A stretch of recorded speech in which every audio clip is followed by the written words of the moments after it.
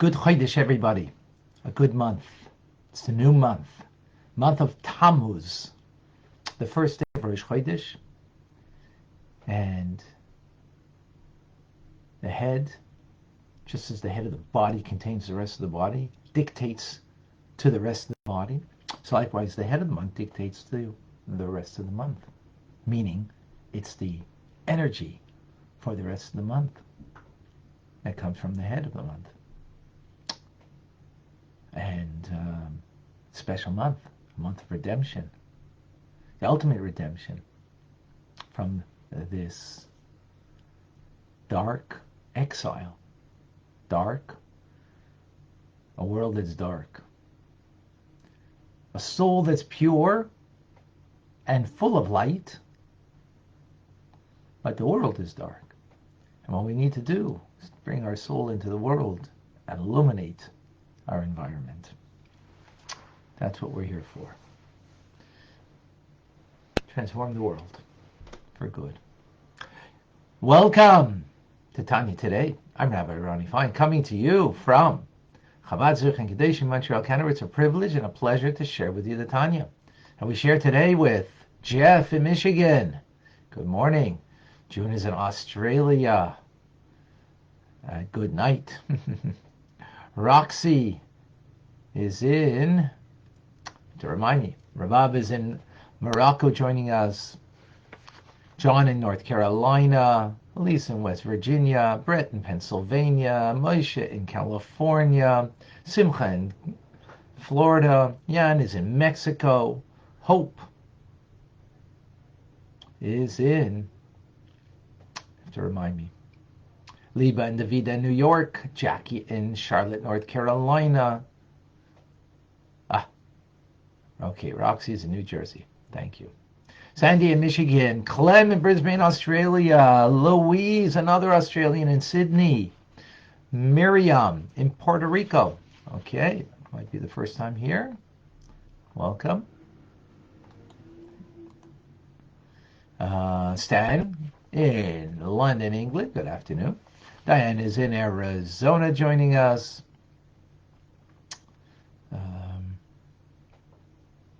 Julia in Pennsylvania.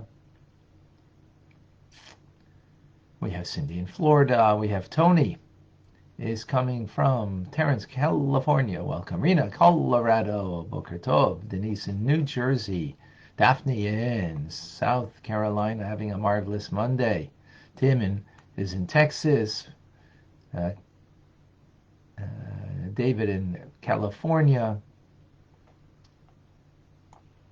Beautiful. We have Instagrammers with us. Akoy. Hamid in Montreal. Akoy is in Lima, Peru. We have Edna joining us. We have Rachel, South Carolina. We have Jennifer in Minnesota. We have a Jersey in, I guess, in New Jersey. Alice in Baltimore. Natalie's in Brazil. And in the Telebenta.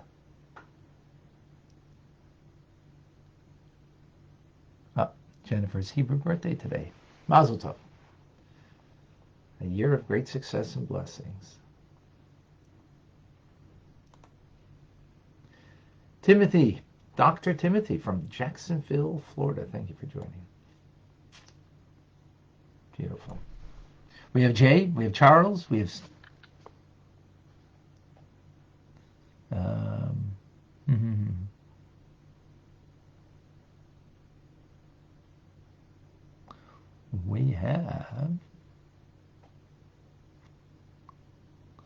okay.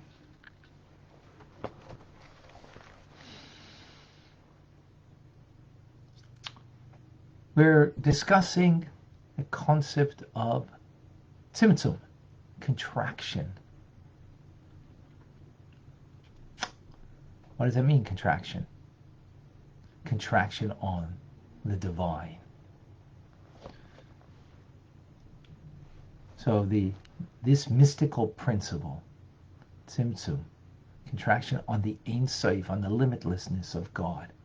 Before there was any contraction on that limitlessness, the power of revelation, the power of finitude, was a hidden power within the infinite. Through Tzimtzum, it causes limitation that is previously submerged in the infinite power to be revealed.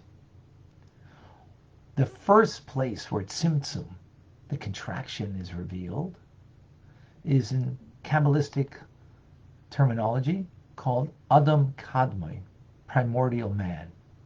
That's the highest state of existence after Tzimtzum, after the Ein Sof, after there is now, there's a thing. Before that, there's no thing. No thing that has a definition. Now there's something.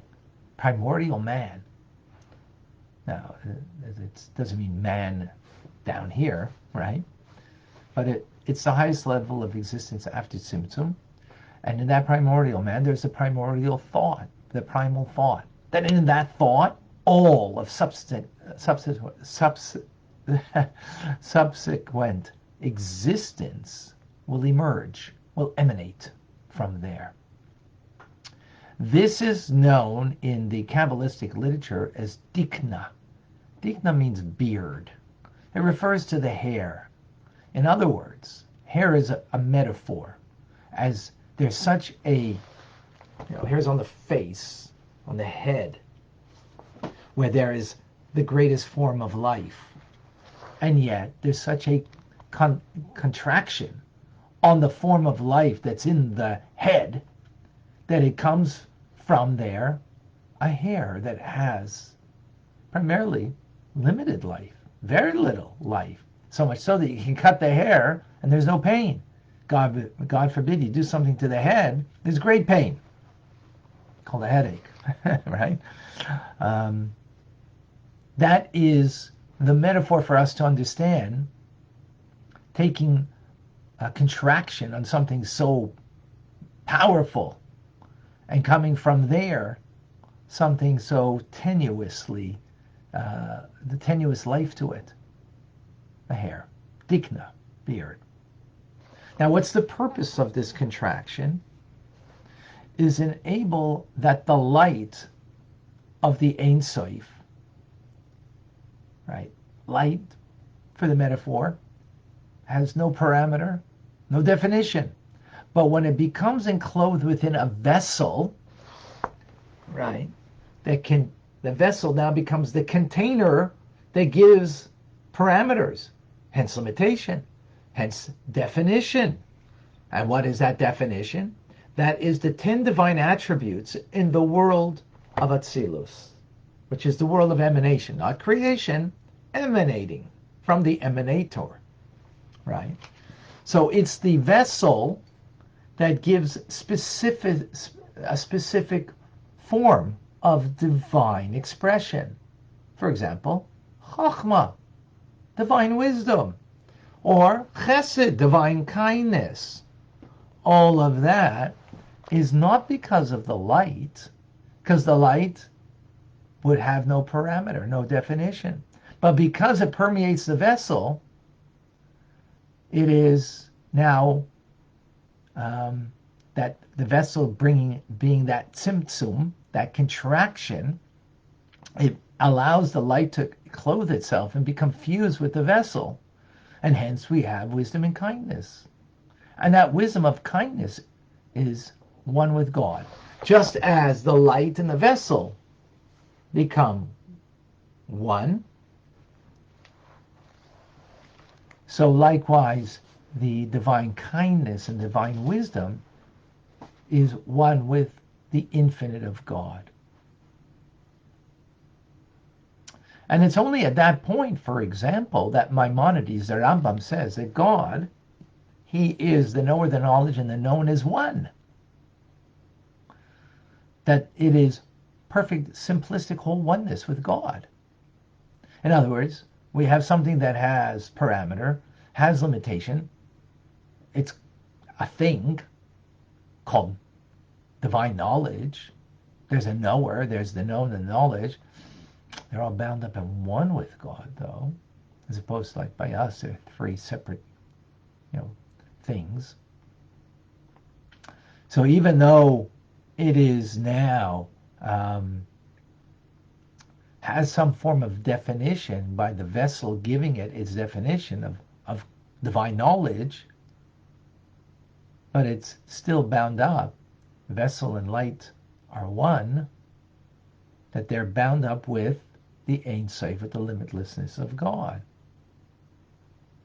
Right?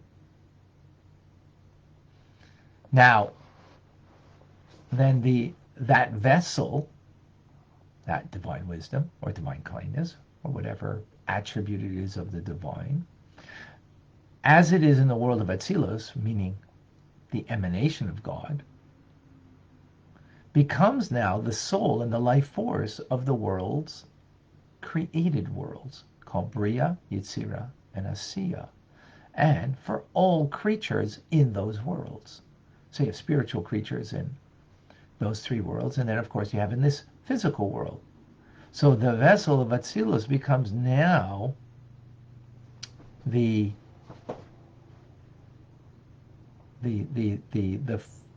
source of vitality to bring to existence and vitality of everything in all of the worlds. Now, although it becomes the source of creation and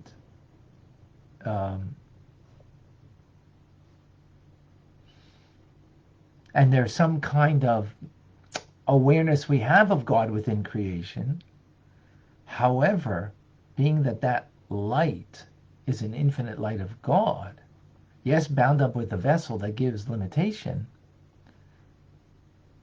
and gives parameter, gives definition, wisdom, knowledge, right? Yet it is a wisdom and a knowledge that is beyond our understanding because it's one with the Creator. And therefore we really don't get the idea of what it means that God, He is the knower, the knowledge, and the known as one. And therefore when God knows something, He knows it by knowing Himself. So that's beyond anything that we can comprehend, because we have nothing like that in our experience, in our world.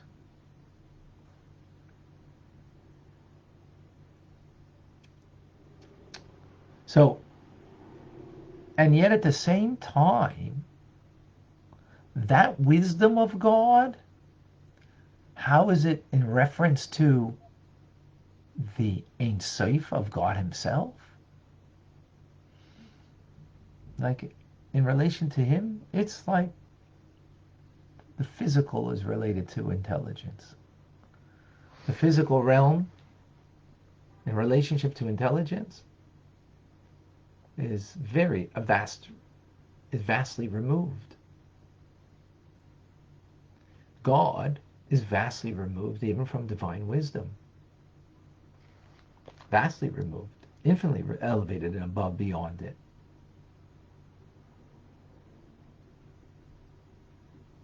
In other words, even though there's definition called wisdom, don't think that you understanding your wisdom, okay, this is God now in His wisdom. No, that would be creating God in our image. Doesn't work that way. Because that divine wisdom, on the one hand, is infinitely removed from Him, on the other hand, is still one with Him. In other words, God cannot be defined in any manner, just like the light. For the metaphor of light, has no parameter, no definition. I don't mean physical light, but the concept of light. Because light is either a wave or a particle or whatever, but again, in the metaphor of it.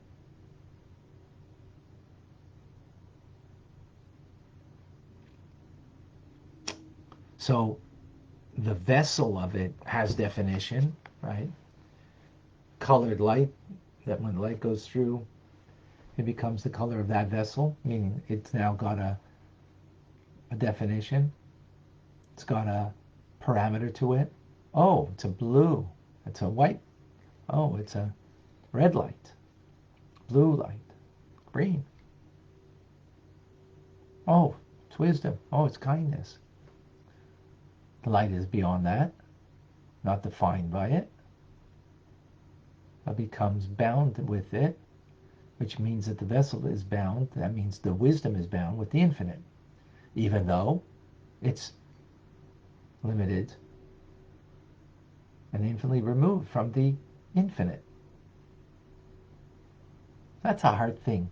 I'm saying the words, understand why it has to be that way, but we don't have an experience of something like that. So it is a difficult thing to wrap your mind around. So concludes the Alter Rebbe chapter 9 and says, that was an esoteric idea, right? Of how the spheres come about, how from the Ein Sof there's a contraction that the divine attributes emerge, emanate, and even though they're infinitely removed and God is infinitely beyond them, yet they're one with Him. So what's incumbent upon us is that we got to believe this with complete faith. That God, He and His attributes, meaning the attribute, meaning the vessel, right, that is the container that gives the parameter, the limitation, definition of the sphera, of the divine attribute, Chachma, for example, wisdom, or chesed, kindness, right, there's 10 of them, one. It's one with God. That's our faith. Yes, we gave some kind of explanation over here. We gave whatever we explained. But ultimately, yes, this is a matter of faith. Matter of faith doesn't mean blind faith over here, because it's not blind. There is some kind of understanding that we have just gone through. But ultimately, it is something that we have complete faith in. That the attributes of God, meaning His will, that He has a will. A will means a will for something. He's no thing. Does He have a will? Wisdom, understanding, knowledge, that's Chabad, right? Are completely one with His essence and being. Again, it's hard. Well, I explained it, but it's hard for us to truly understand it because we have nothing like that in our world. So God is alone and exalted by the infinite elevations above and beyond divine wisdom and intellect and comprehension. Therefore, He totally transcends it. So His union with the attributes that He emanates from Himself are also therefore beyond the realm of comprehension.